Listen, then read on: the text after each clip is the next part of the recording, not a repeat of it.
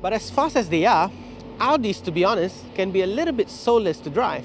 However, back in 2006, there was this, the V8 normally aspirated 6-speed manual only option Audi RS4 B7.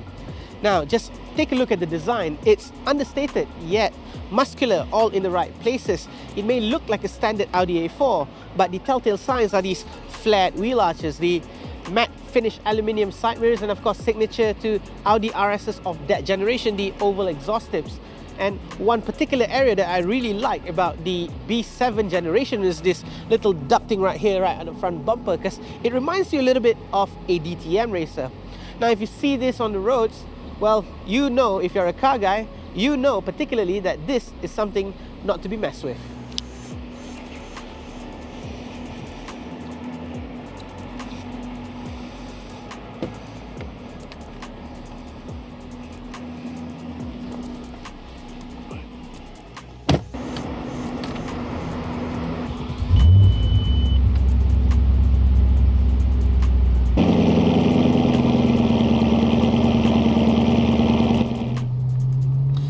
Funny thinking that this thing is over 15 years old now.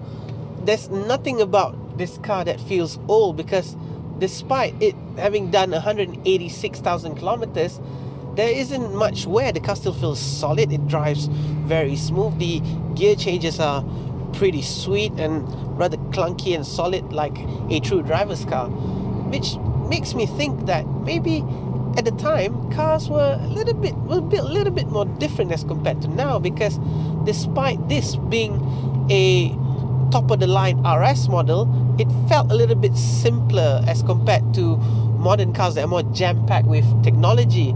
And this Audi RS4 in 2006, when it was first launched, was hovering somewhere around 60 to 70,000 pounds, and in Malaysia's equivalent, that's somewhere around 500 to 600,000 ringgit, probably after taxes, which makes this thing kind of special. And funnily, of course, back then this was the wildcard option.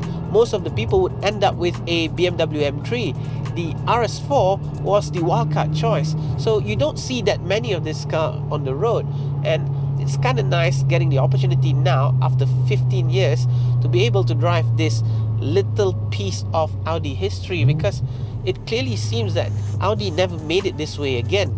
So underneath the bonnet comes a 4.2 litre V8 normally aspirated engine, 414 horsepower, 4.8 0 to 60 time, which is pretty brisk by today's standards even.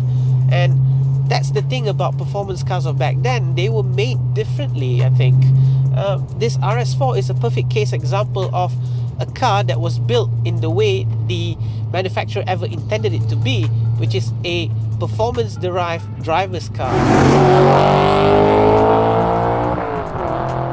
So as time progresses, you would expect that cars are going to get better and much faster and quicker in terms of performance, but this Audi RS here is the perfect case example of a car that was built in the way the manufacturer intended it to be, a performance-oriented driver's car. So the option was very simple: 6-speed manual gearbox, normally aspirated engine.